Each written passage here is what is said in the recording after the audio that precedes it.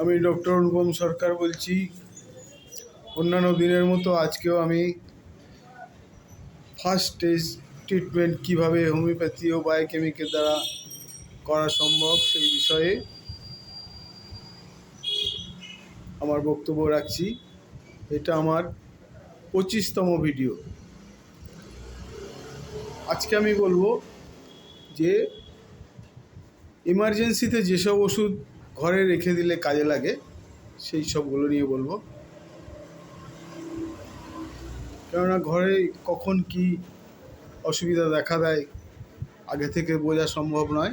সুতরাং যদি ওষুধ বাড়িতে রাখা থাকে তবে প্রয়োজনে সেটা ব্যবহার করলে তাড়াতাড়ি আরাম হবে। তো প্রথম ওষুধ হচ্ছে আর্নিকা 200, এবং যে বড়োদের জন্যে যদি ব্যথা ট্যাথা পায়, কোনো মচকা ব্যথা হলো বা আঘাত লাগা চোট লাগার ব্যথা হলো, সেই ক্ষেত্রে বড়োদের ক্ষেত্রে 200 দিনে 3 বার, এবং ছোটদের ক্ষেত্রে আর্নিকা 30 দিনে 3 বার।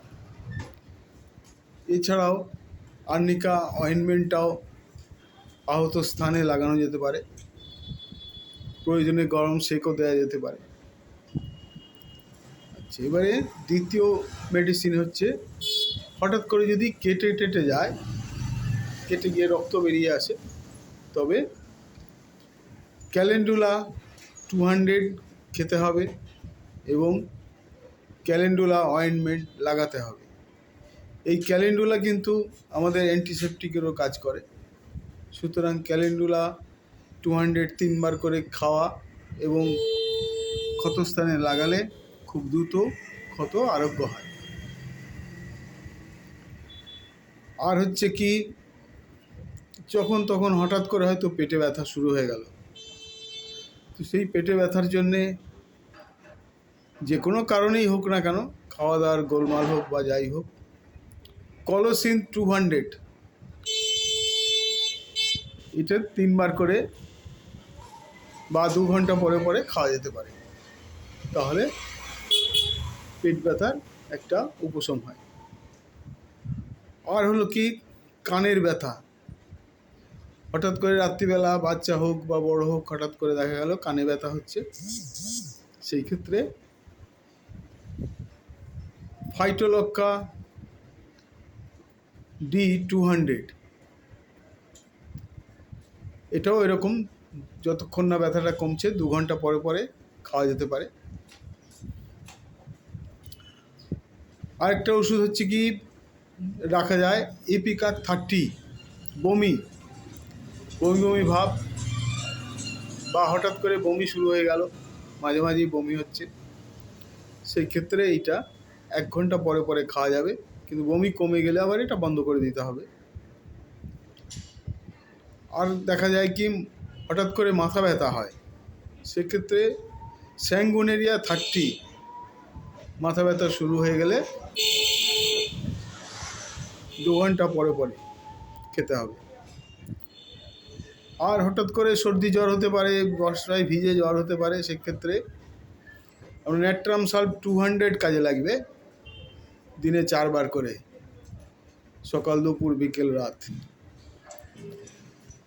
আর কি, হঠাৎ করে মৌমাছি, বোলতাপ, কাঠপিঁপড়ে এইসব কামড়ে দেয়, তখন আমাদের ওষুধ হবে লিডাম 200, এটাও দিনে 3-4 বার করে খাওয়া যায়। 2-3 দিন খেলেই দেখা যায় কি আরাম হয়ে যায়। আর হচ্ছে একটা দাঁতের ব্যথা,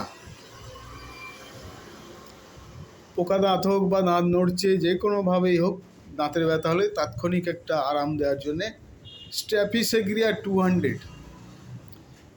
এইটা খেলে দাঁতের ব্যথাটা কম থাকবে।